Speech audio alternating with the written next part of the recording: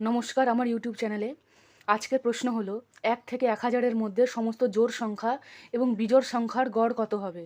মানে আলাদাভাবে জোড় সংখ্যার গড় নির্ণয় করতে হবে এবং বিজোড় সংখ্যার গড়ও নির্ণয় করতে হবে।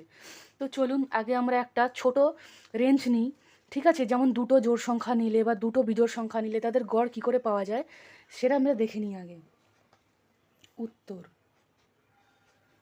দেখুন, প্রথমে জানতে হবে যদি আমরা প্রথম দুটো জোড় সংখ্যা নিয়ে দেখি তাহলে কি আসছে জোড় সংখ্যার গড়। যেমন প্রথম জোড় সংখ্যা হলো 2, আর তারপরের জোড় সংখ্যা হচ্ছে 4, তারপরের জোড় সংখ্যা হচ্ছে 6, এইরকম করে চলতে থাকে। দেখুন, আমরা যদি দুটো জোড় সংখ্যা নিই, যেমন গড় করি 2 + 4-এর যদি গড় করি, এবং গড় মানে যতগুলো সংখ্যা নিয়েছে সেই সংখ্যা দিয়েই আমাকে ভাগ করতে হবে। আমি দুটো সংখ্যা নিয়েছি তো 2 দিয়ে আমাকে ভাগ করতে হবে। 2 দিয়ে ভাগ করলাম। যদি আমি 3টে সংখ্যা নিতাম তাহলে 3 দিয়ে ভাগ করতাম। তাহলে উপরে এলো 6, নিচে এলো 2, তাহলে ভাগ করলে আসে 3। ঠিক আছে?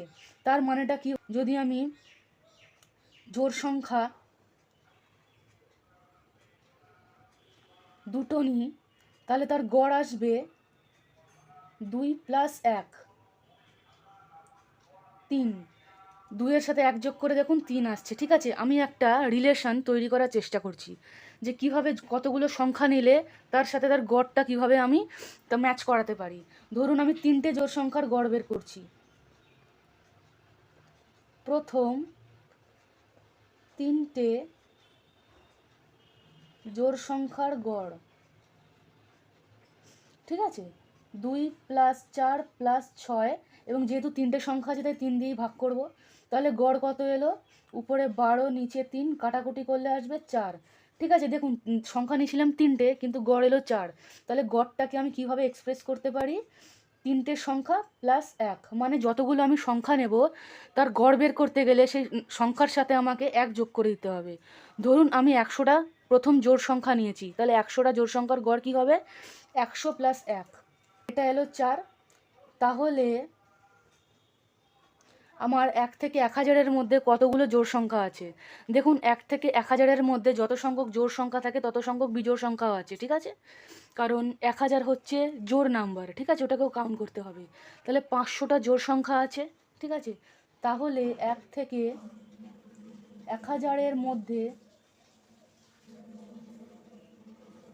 মধ্যে জোড় সংখ্যা হলো 500টা। ঠিক আছে? তাহলে 500টা জোড় সংখ্যার গড় কত হবে? সুতরাং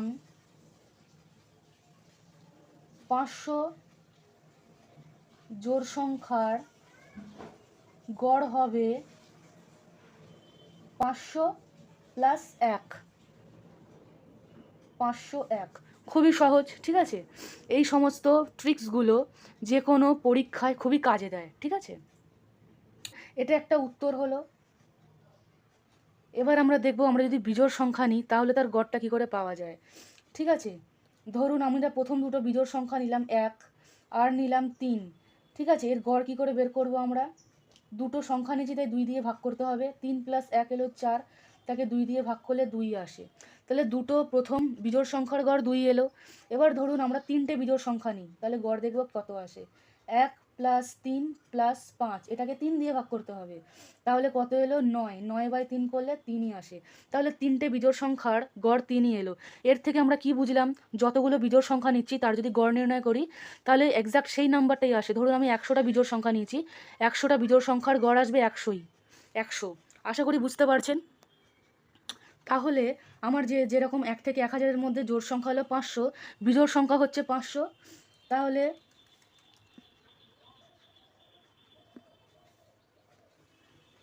1 থেকে 1000-এর মধ্যে